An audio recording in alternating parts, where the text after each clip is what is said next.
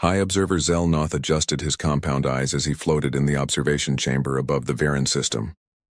Below him, through the transparent floor, two fleets faced each other across the black void of space.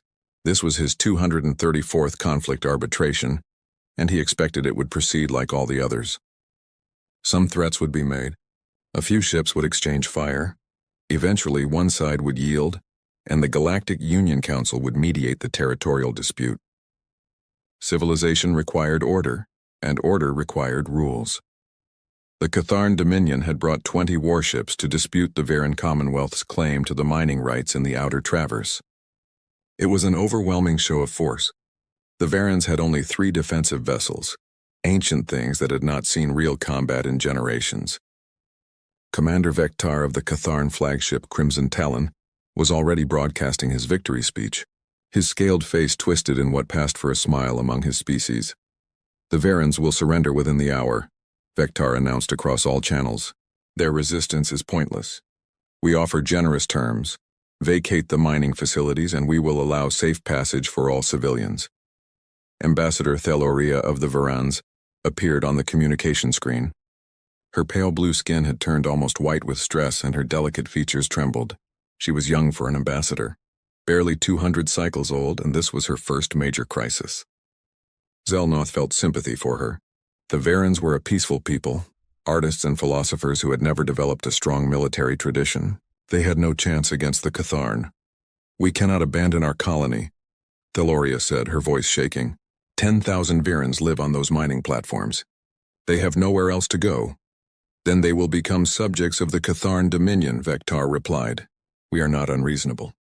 We will allow them to continue their work under our administration. They will, of course, pay appropriate taxes." Zelnoth had seen this pattern many times before. The Catharn would occupy the facilities. The Varans would file protests with the Union Council.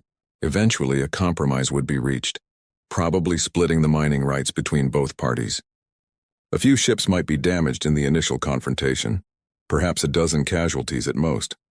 Galactic warfare was civilized after all.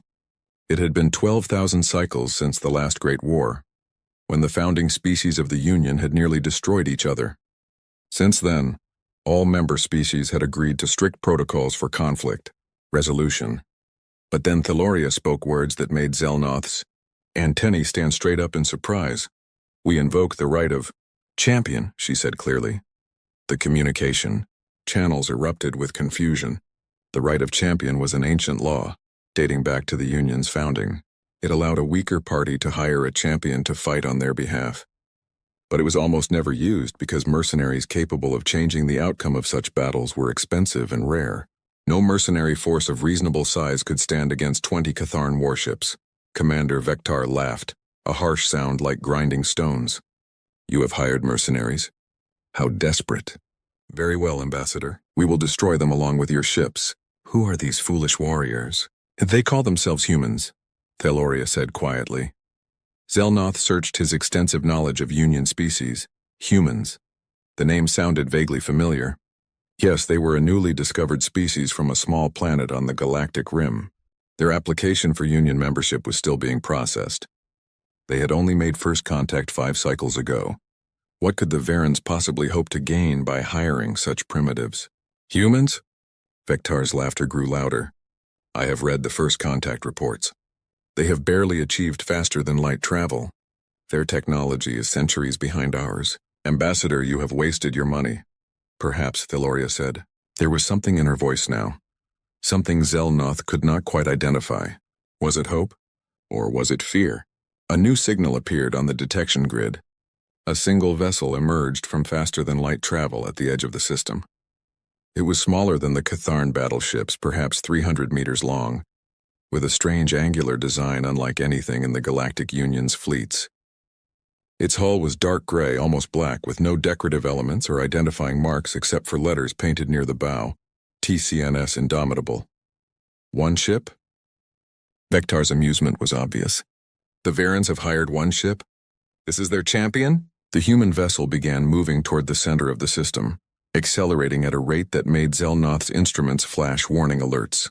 That acceleration should have been impossible for a vessel of that size. The G-forces alone would kill any crew without extremely advanced inertial dampening technology. A communication request came from the human ship. Zelnoth accepted it, curious to see what these humans looked like. The screen showed a woman with short dark hair and brown skin, wearing a fitted uniform of dark blue. Her eyes were forward-facing, predator's eyes, and they held an intensity that made Zelnoth uncomfortable. "I am Captain Sarah Chen of the Terran Colonial Navy ship Indomitable," she said. Her voice was calm, almost casual. "I am here under contract to the Varan Commonwealth. I am authorized to negotiate on their behalf." "There is nothing to negotiate," Vectar said. "You are outnumbered 20 to 1. Withdraw now and we will allow you to leave this system unharmed." Captain Chen smiled. It was not a friendly expression. Zelnoth noticed that humans had very white teeth, and many of them. Too many teeth, he thought. Predator's teeth. "Commander Vectar, I am offering you one chance to withdraw," Chen said. "Take your fleet and leave Varan space. If you do this, no one needs to die today." The communication channels exploded with reactions. The other observers were shocked. Several of the Catharn officers were making sounds that indicated extreme anger. Commander Vectar's scales flushed dark red. "You dare threaten me?" Vectar shouted. "You command one ship. I will crush you like an insect." "I command one ship," Chen agreed. "And that's all I need. Commander, I have reviewed the historical records of Galactic Union warfare. I understand that your species is accustomed to certain rules of engagement. Posturing, limited exchanges of fire, negotiated surrenders. That is not how humans fight. If you force me to engage your fleet, I will not stop until every one of your ships is destroyed or disabled. I will show no mercy to vessels that continue to fight. This is your only warning." "Ridiculous," Vectar said. "All ships advance. Destroy that human vessel." Captain Chen's expression did not change. She looked into the camera with those predator's eyes, and Zelnoth felt a chill run through his entire body. "Very well, Commander," Chen said quietly. "We gave you the chance. Indomitable out." The screen went dark. The human ship stopped its approach and seemed to hang motionless in space. The Catharn fleet began moving forward in standard battle formation, weapons charging, shields at maximum power. Zelnoth had witnessed many battles in his long career. He had seen bravery and cowardice, strategy and foolishness, but he had never felt what he felt now, watching that single dark ship waiting silently as 20 larger vessels closed in around it. He had never felt dread. The Catharn fleet moved into attack formation. Commander Vectar was confident. His ships had been built by the finest military engineers in the Dominion. Their shields could withstand anything the Galactic Union's weapons could throw at them. Their plasma cannons could cut through standard armor like it was paper. 20 ships against one was not a battle. It was an execution. High Observer Zelnoth watched from the observation chamber as the Catharn vessels surrounded the human ship on 3 sides, leaving only a path for retreat. This was standard Catharn tactics. They would offer the enemy one final chance to flee, and if that chance was not taken, they would open fire. It was civilized. It was proper. The human ship did not retreat. Instead, it moved. Zelnoth's instruments screamed warnings as the Indomitable accelerated at a rate that should have been physically impossible. The ship went from a dead stop to .4 light speed in less than 3 seconds. The G-forces inside that vessel should have turned the crew into liquid. But somehow, impossibly, the human ship was pulling maneuvers that would kill any known species. The Indomitable dove toward the Catharn formation, and Zelnoth expected to see it open communication channels, issue threats, give warnings. That was how civilized warfare worked. You told your enemy what you were going to do. You gave them chances to surrender. The humans did not give warnings. The first Catharn ship, the destroyer Thunder's voice, simply exploded. One moment it was there, shields at full power, weapons charging. The next moment it was a cloud of debris and frozen atmosphere. Zelnoth did not even see what hit it. His instruments registered a massive kinetic impact, something traveling at a significant fraction of light speed. But the projectile was too small and too fast for his sensors to track. "What was that?" one of the other observers shouted. "What just happened?" 3 more Catharn ships died before anyone could answer. The human ship was moving through their formation like a blade through water, and everywhere it went, ships died. Zelnoth finally managed to get his instruments to track the human weapons. They were not energy weapons like plasma cannons or particle beams. They were physical projectiles, solid slugs of metal accelerated to incredible speeds by electromagnetic force. Railguns, his database told him. Primitive kinetic weapons that had not been used in galactic warfare for thousands of cycles. But these railguns were not primitive. The slugs they fired punched through Catharn shields like the shields were not even there. They tore through armor plating, through internal compartments, through reactor cores. Each hit was catastrophic. Each hit was lethal. Commander Vectar was screaming orders at his fleet. "Return fire! All ships return fire!" The Catharn ships opened up with their plasma cannons, filling the space around the human vessel with superheated energy. Missiles launched from their tubes, tracking the Indomitable with advanced guidance systems. For a moment, Zelnoth thought the human ship would be overwhelmed. No vessel could survive that much firepower. But the human ship was not hit. Not once. Point defense systems, small rapid-fire cannons mounted all over the Indomitable's hull, tracked and destroyed every missile before it could reach the ship. Energy weapons that should have burned through armor were deflected by some kind of defensive field.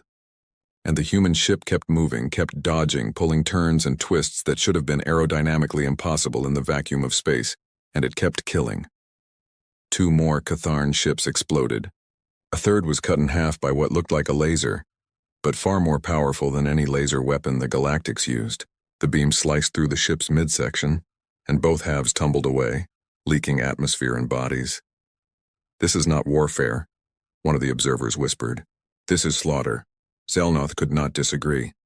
In less than 5 minutes, the Catharn had lost 8 ships. 8 ships that had cost millions of credits to build, that carried crews of hundreds. And the human vessel had not even been scratched. Then something small launched from the Indomitable. Dozens of somethings. They were tiny compared to the ships, perhaps 10 meters long, dart-shaped and fast. Fighters, Zelnoth realized. The humans had fighters. Single-pilot craft that were even faster and more maneuverable than the main ship. The fighters swarmed over the Catharn vessels like insects, targeting weapon systems, engine clusters, shield generators. They were so small and so fast that the Catharn point defenses could not track them. And they carried weapons, too. Smaller railguns and missiles that could not destroy a ship by themselves but could cripple it. Commander Vectar's command ship, the Crimson Talon, tried to retreat. It turned away from the battle, engines at full power trying to reach the minimum safe distance for faster-than-light travel. 3 of the human fighters pursued it. They did not shoot at the engines. Instead, they targeted the ship's communication arrays, its sensor pods, its external weapons. They stripped the Crimson Talon of its ability to fight or coordinate the fleet, and then the Indomitable arrived. The human ship positioned itself directly in front of the Crimson Talon, blocking its escape. Captain Chen's voice came over the communication channels, and there was no emotion in it at all. She sounded like she was reading a weather report.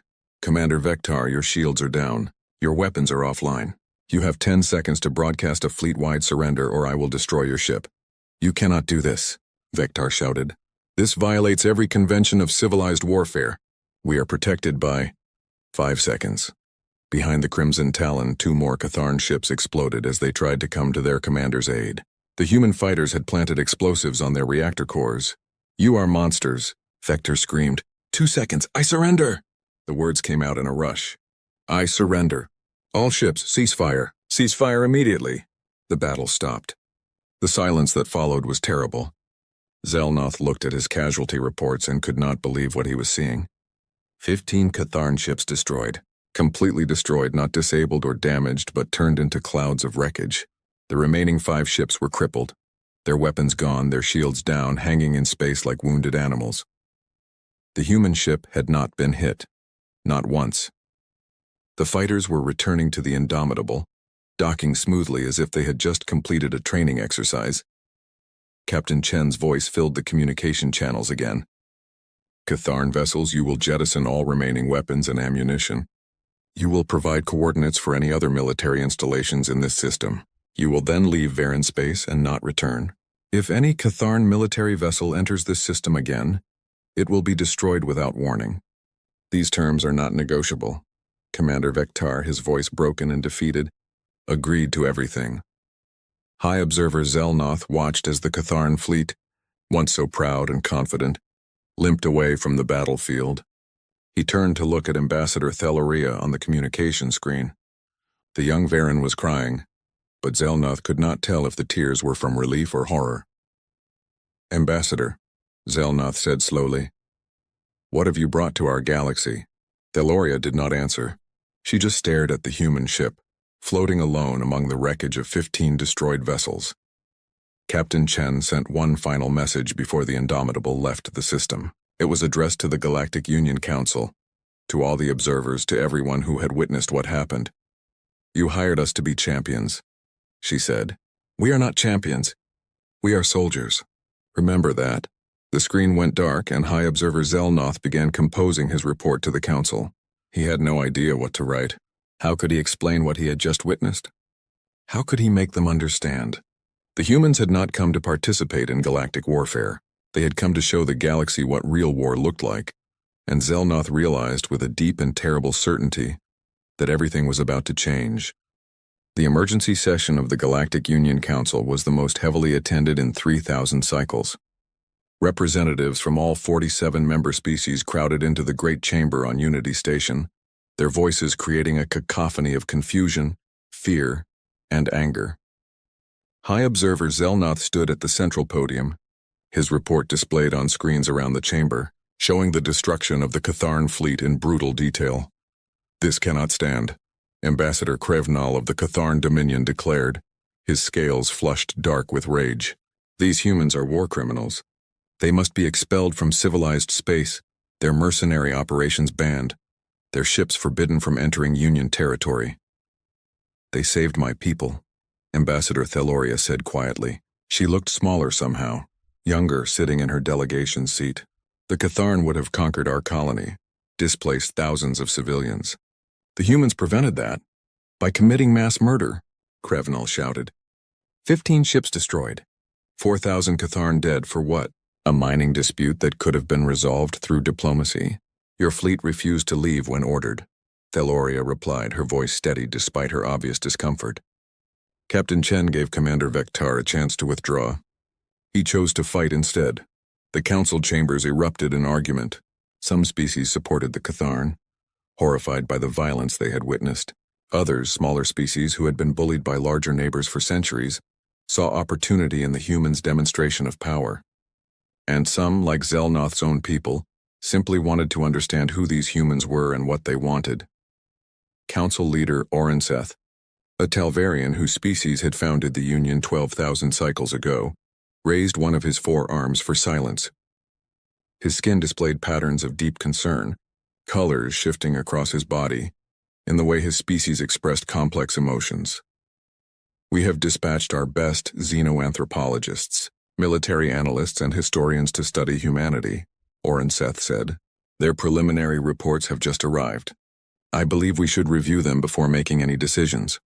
A holographic display activated in the center of the chamber, showing images and data about humanity and their homeworld, Earth.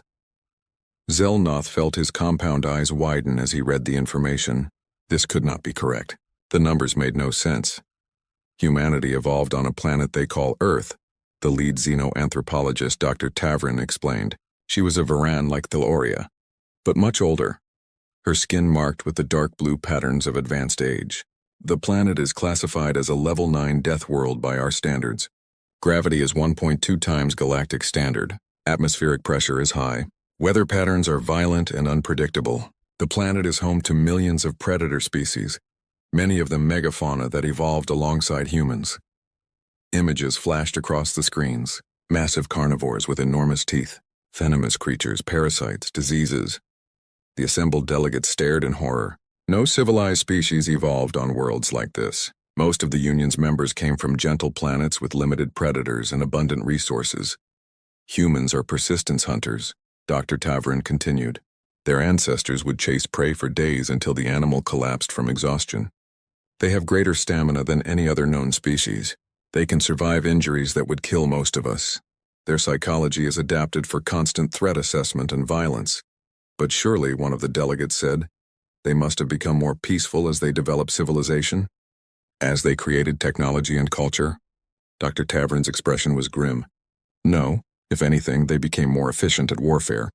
We have reviewed their history. In the past 10,000 cycles, humanity has been engaged in warfare, 98% of the time. Not ritualized combat like ours. Totalva. Conflicts where entire populations were targeted. Where surrender was often not accepted. Where the goal was complete destruction of the enemy. More images appeared on the screens. Vast armies stretching across continents. Cities burning. Weapons that could level entire regions. The delegates watched in silence as Dr. Tavern showed them recordings from human history. Conflicts they called the World Wars, where millions died.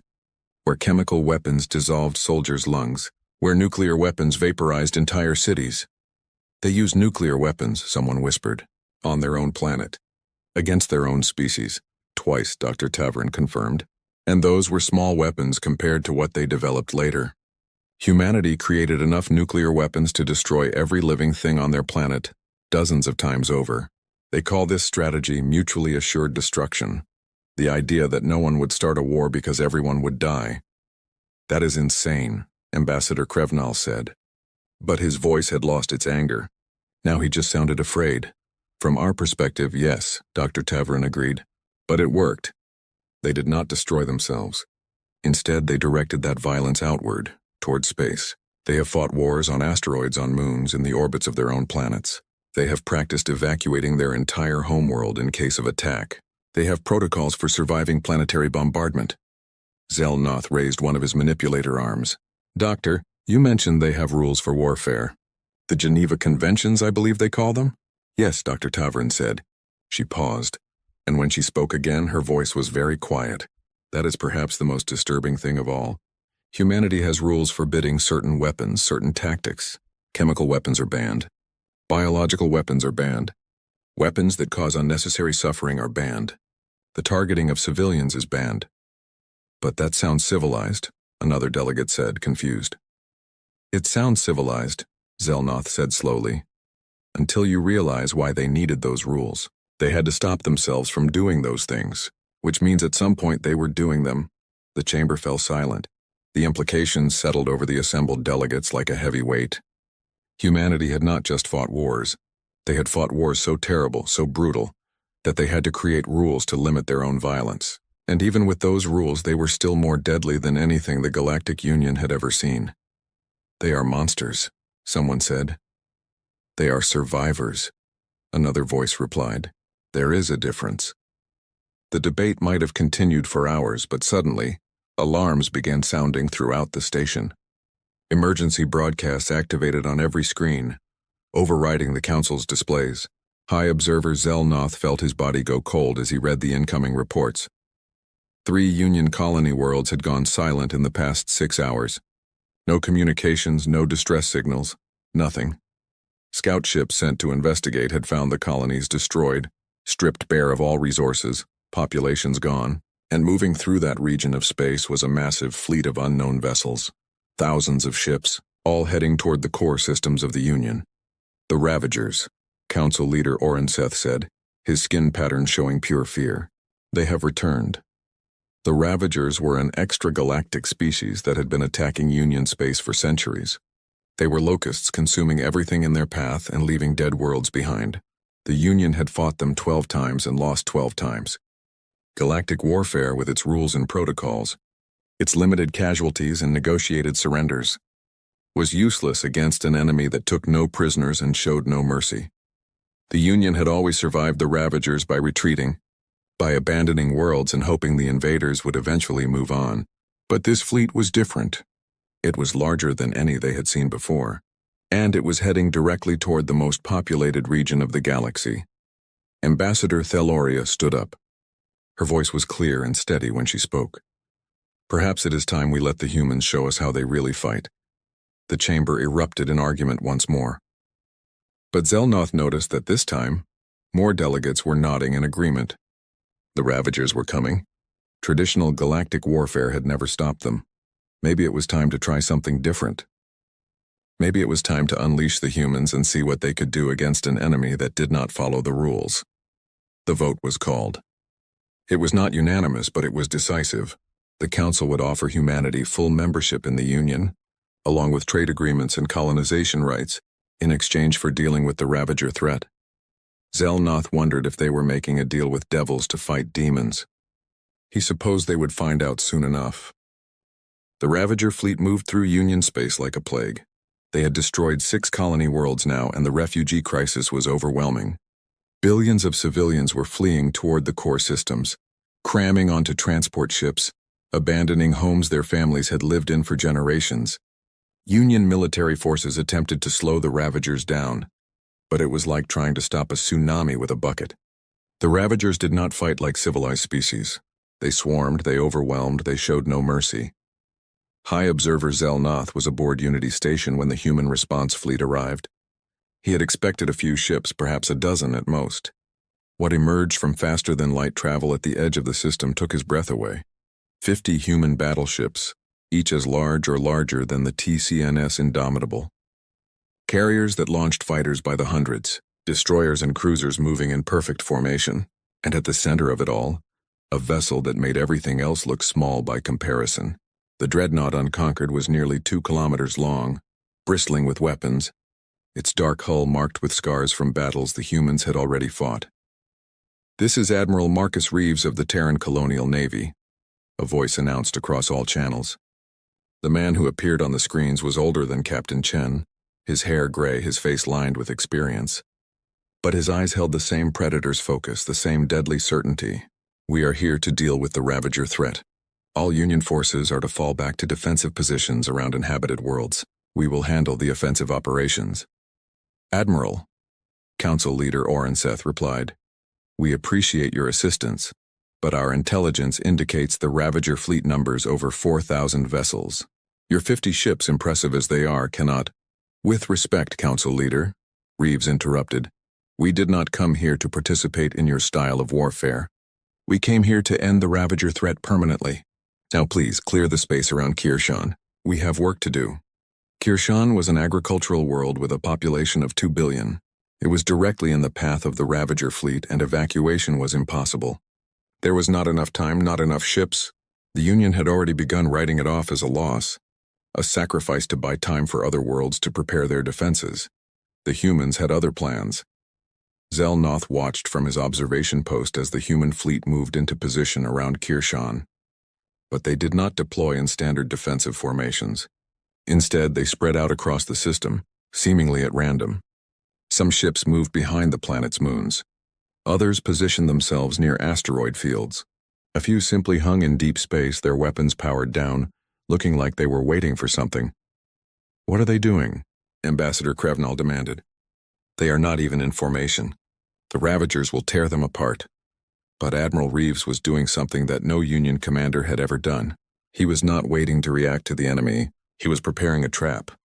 Human ships deployed strange devices throughout the system. Small objects no larger than fighters that floated silently in space. Zelnoth's instruments identified them as mines, but unlike any mines he had seen before. These were nuclear weapons, fusion bombs with yields large enough to vaporize ships.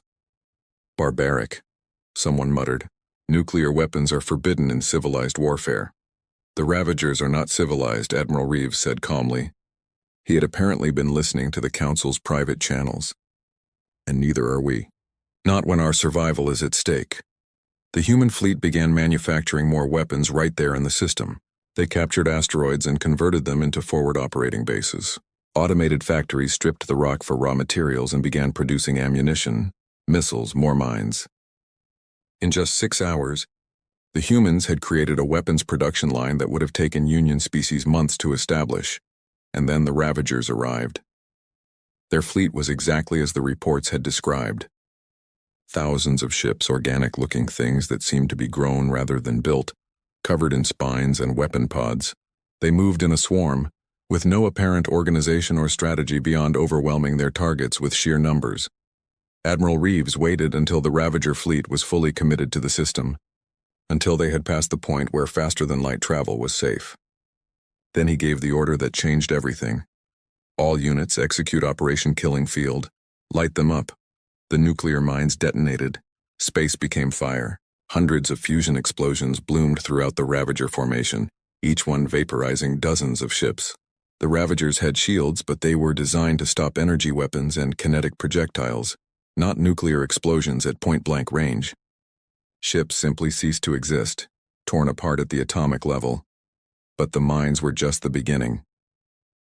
The human battleships emerged from their hiding spots, weapons firing. Railguns hurled projectiles at relativistic speeds, turning enemy vessels into clouds of shrapnel. Missile pods launched thousands of warheads, each one programmed to hunt specific targets. Laser arrays, far more powerful than anything the Union used, cut through Ravager hulls like they were made of paper. The human fighters launched from their carriers, and Zelnoth realized that these pilots were insane. They were not trying to disable enemy ships or force surrenders. They were ramming them. When their ammunition ran out, when their weapons failed, the human pilots simply accelerated their fighters to maximum speed and crashed them into Ravager vessels, turning themselves into kinetic weapons. Why would they do that? Ambassador Theloria whispered, her voice horrified. Why would they sacrifice themselves? Because they can always build more fighters, Admiral Reeves said, having heard the question. But they can't allow even one Ravager ship to reach Kirshan. The lives of 2 billion people are worth more than a few dozen pilots. They know this. They volunteered for this. The battle raged for 6 hours. The Ravagers tried to adapt, tried to change their tactics, but the humans had planned for everything. When Ravager ships attempted to retreat, they found that the humans had mined the escape routes. When they tried to spread out, human destroyers picked them off in small groups. When they tried to group together for mutual protection, the battleships hit them with weapons Zelnoth had no names for. Kinetic kill vehicles, tungsten rods accelerated to 90% of light speed, struck Ravager capital ships and went straight through them like bullets through tissue. And the humans employed psychological warfare. They broadcast signals on all frequencies, sounds that seemed designed to terrify. The screams of dying Ravagers recorded from previous battles. Warnings in every language telling the survivors that they would all die, that there was no escape, that humanity would hunt them down no matter where they fled. It was brutal. It was efficient. It was absolutely terrifying. When the battle ended, the Ravager fleet had been annihilated.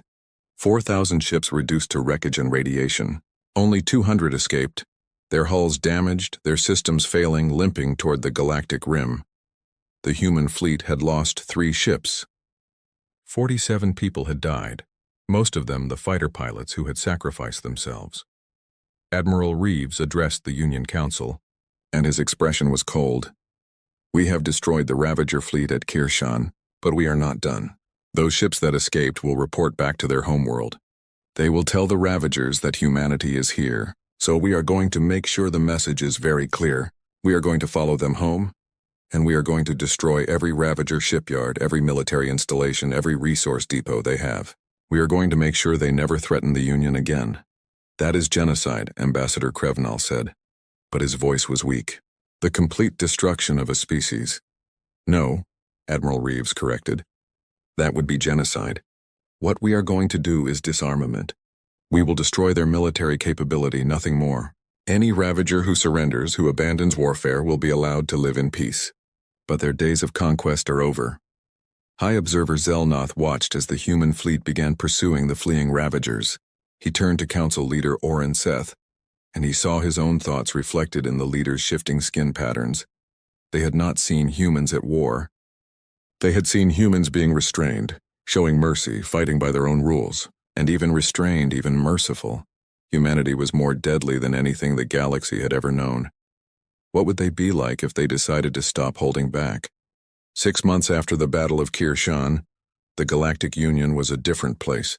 Human ships patrolled the major trade routes, their dark hulls a constant reminder of the new power that had entered galactic politics.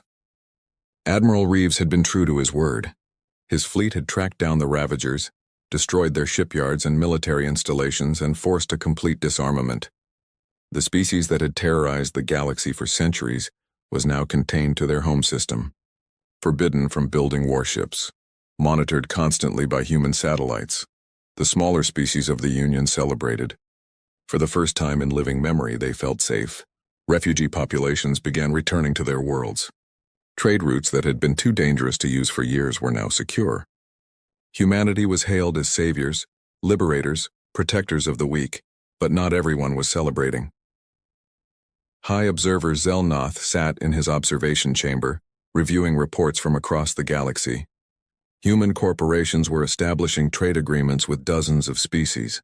Human colonists were settling new worlds at a rate that alarmed many of the older Union members, and human military vessels were everywhere, always watching, always ready. The Catharn Dominion had been the most vocal in their opposition to humanity's growing influence. Ambassador Krevnal demanded restrictions on human military power, limits on their expansion, controls on their weapons development. He found support among several of the larger species, those who had been accustomed to being the dominant powers in their regions. Captain Sarah Chen had returned to Unity Station, no longer commanding a warship, but serving as humanity's primary ambassador. Zelnoth had requested a private meeting with her, and she had agreed. They sat now in a small diplomatic lounge, just the two of them, and Zelnoth studied this human woman who had changed everything. "You know that many species fear you," Zelnoth said. "They are grateful for what you did against the Ravagers, but they worry about what comes next. They see your ships, your weapons, your willingness to use violence, and they wonder if you will become the next threat." Chen nodded slowly. She was drinking something called coffee, a human beverage that Zelnoth's research indicated was mildly addictive and contained stimulants. "I understand their fear, but they need to understand something about humanity. We evolved on a world that was trying to kill us every day. We learned to fight because we had to. We learned to be brutal because mercy got you killed. But you have moved beyond that world," Zelnoth argued. "You have achieved space travel, advanced technology, civilization.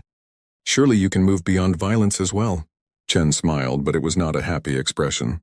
"Observer, do you know why humans created rules for warfare? The Geneva Conventions, the laws about chemical weapons and targeting civilians? Because you wanted to be more civilized." "No," Chen said. "Because we had already done those things and we saw what they led to. We created rules to limit our own violence because we knew exactly how terrible we could be. Every one of those rules exists because at some point in our history, humans did something so awful that we decided we could never do it again." Zelnoth felt his compound eyes widen. "You are saying that what we saw at Kirshan, the destruction of the Ravager fleet, that was humanity being restrained?" "That was humanity following our rules of engagement for conflicts against hostile species," Chen confirmed. "We gave warnings. We accepted surrenders from ships that stopped fighting. We limited our weapons to those necessary to achieve our objectives. Yes, observer, that was us being restrained. What would you be like if you were not restrained?" Chen's expression went cold. "You do not want to know, and you should hope you never find out." Their conversation was interrupted by alarms blaring throughout the station. Zelnoth's communication device activated, showing an emergency broadcast from the council chambers. His body went numb as he read the message. The Catharn Dominion had launched an attack on Earth itself. Commander Vectar, the same officer who had been defeated at Varan Space, had gathered a secret fleet of 100 ships, the largest military force the Catharn had assembled in centuries. They had waited until most human military assets were deployed across the galaxy, then struck at humanity's homeworld, attempting to destroy the species at its source. Chen was on her feet immediately, already accessing communication channels. "How many ships do we have in the Sol system?" "According to our intelligence, very few," Zelnoth said. "The Catharn chose their timing well. Most of your fleet is—" "How many Catharn ships are left?" Chen interrupted. Zelnoth checked the incoming reports. His body began to relax as he read them. "None. The attack has been repelled. All Catharn vessels have been destroyed. All of them, all 100 ships. They managed to reach Earth's orbit, but they were met by automated defense platforms and civilian ships that had been converted to military use. 3 human defense fleets arrived shortly after and eliminated the survivors." Chen closed her eyes, and for a moment, Zelnoth saw something that looked like relief. Then her expression hardened, and she opened a communication channel directly to Admiral Reeves. "Admiral, I need authorization for Operation Accountability." "Granted," Reeves replied immediately. "Rules of engagement are as follows. Military disarmament only. No targeting of civilians, no biological or chemical weapons, no orbital bombardment of population centers. But Chen, make it clear. Make it very clear." "Understood, sir." Chen turned to Zelnoth, and he saw in her eyes the same predator's focus she had shown before the battle at Varan Space. "Observer, I need you to broadcast a message to the Union Council. Tell them that humanity is invoking Article 12 of the Union Charter. The Catharn Dominion attacked our homeworld without provocation, attempting to commit genocide. This is not a military dispute.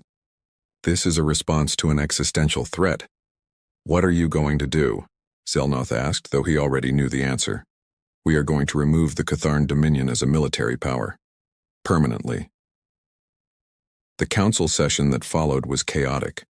Ambassador Krevnal claimed that Commander Vektar had acted without authorization, that the Catharn government had not approved the attack. But Chen presented evidence, intercepted communications showing that the Dominion's leadership had known about the plan and approved it. You attacked our home, Chen said, her voice echoing through the chamber.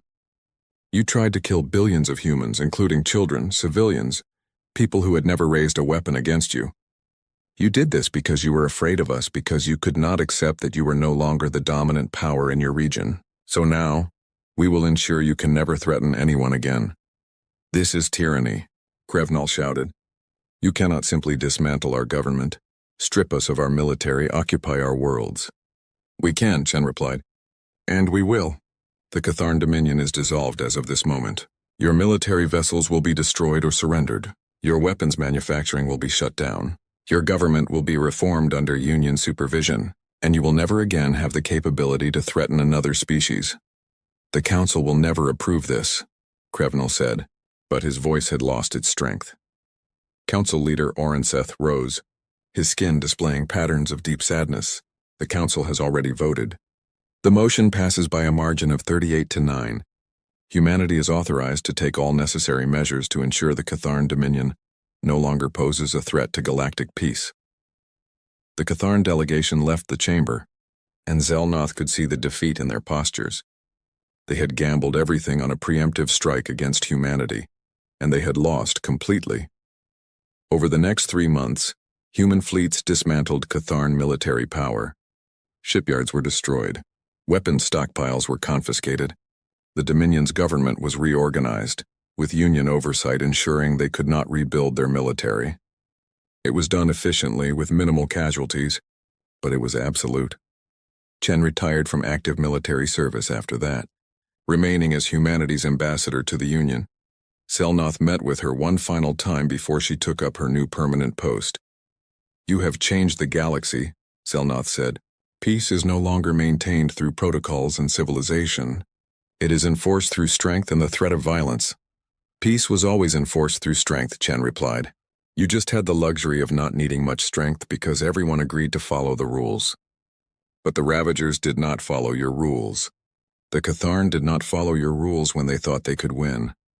Real peace is not about everyone agreeing to be nice. Real peace is about making sure no one can profit from violence.